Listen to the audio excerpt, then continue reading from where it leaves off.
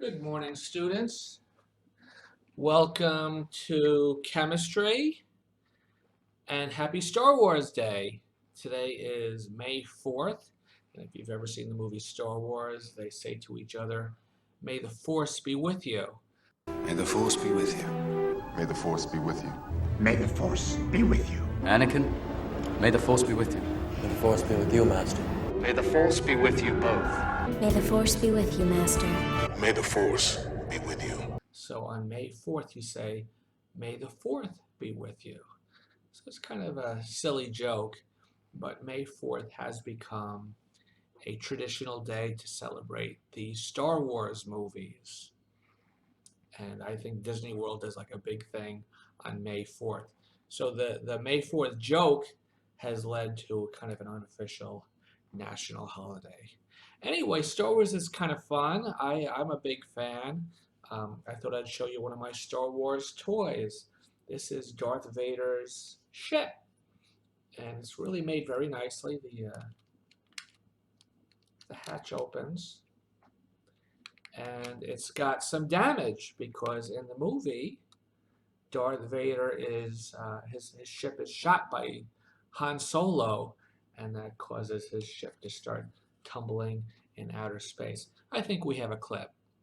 Yahoo! Look out!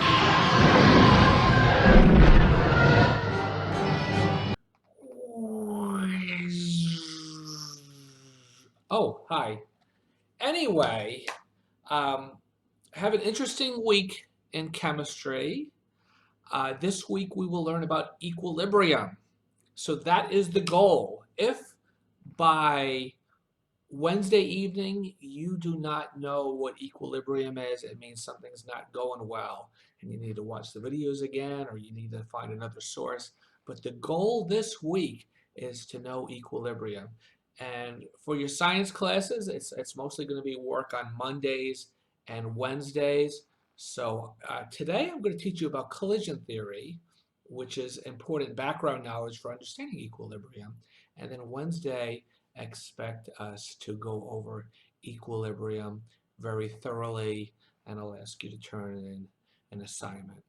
If you do not learn equilibrium, if you have some questions about it, then you have all day Thursday and Friday to seek help, ask me questions, and I will be happy to help you. All right? Okay, well, let's have a good week, and let's do the opening. Collision theory. Write the answer or write your best hypothesis. Please pause the video now. Okay, we're back. Today's lesson is on collision theory. Collision theory. Collision theory states that chemical reactions occur because of the collision of atoms and molecules. So here is dihydrogen. Here's another dihydrogen, and here's dioxygen, and they're going to collide, and that's going to cause them to break their bonds. So we're going to have loose hydrogen. It's no longer dihydrogen, and we're going to have loose oxygen. And with all of this loose, it's possible the oxygens will find each other and become dioxygen again, or the hydrogens will find each other and become dihydrogen again. But there's also a chance that the oxygen and the hydrogen will bond, and we will end up with water molecules. Sometimes it doesn't work. So here's dihydrogen, here's dioxygen, they're going to collide, and they just bounce off of each other, and they do not make water. The collisions have to happen at a minimum speed caused by a minimum amount of energy. The successful collisions must have enough kinetic energy, and we call that kinetic energy activation energy, at the moment of impact to break the pre-existing bonds so that the new bonds can form. Now, we recently did a lab, we saw one on YouTube. It was potassium iodide. And all you had to do was tap it very lightly, and it exploded. And the reason for that is potassium iodide has an extremely low activation energy requirement. It just needs the slightest amount of energy introduced into the system to rearrange and cause an explosion. There are many factors that affect the success of collisions. When the amount of successful collisions increase, the rate of the chemical change increases.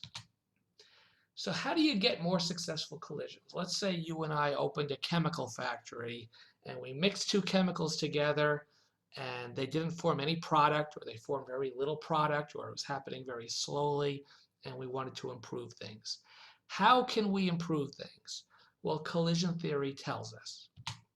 Number one, chemical reactions increase as the temperature increases because there is more kinetic energy to break bonds and more collisions too.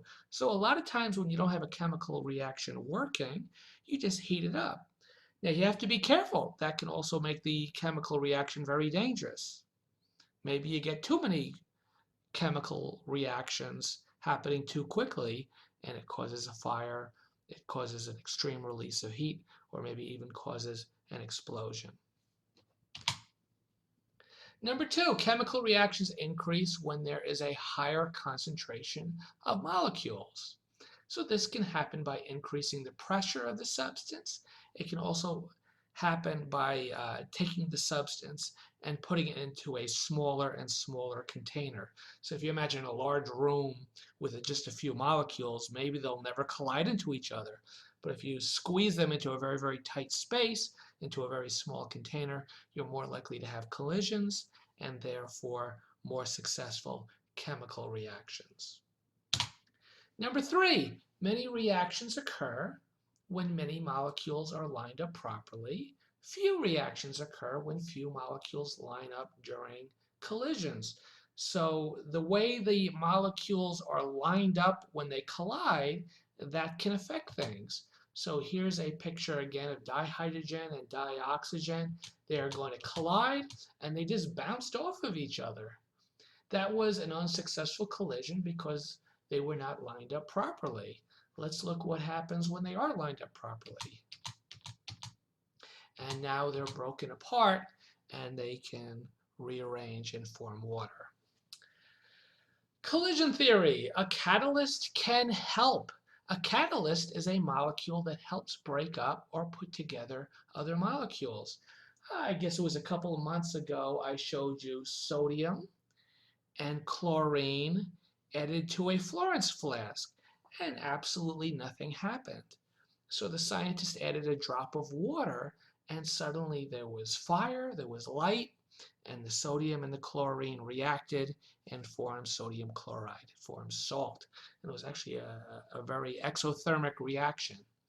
So in that case, the sodium and the chlorine were bonding together to make salt, and the water was not really part of the chemical equation. The water droplet was simply the catalyst. The water wasn't part of the chemical reaction, but it caused the chemical reaction. Why would water do that? Because it's polar, because it has a positive and a negative side, and that can help it create reactions or speed up reactions. Here's an interesting fact. There are no chemical reactions at absolute zero. Well, think about what's happening at absolute zero. You don't have any atom or molecule movement at all. So, of course, you have no collisions at all, and therefore no chemical reaction. So chemical reactions often don't happen at extremely cold temperatures.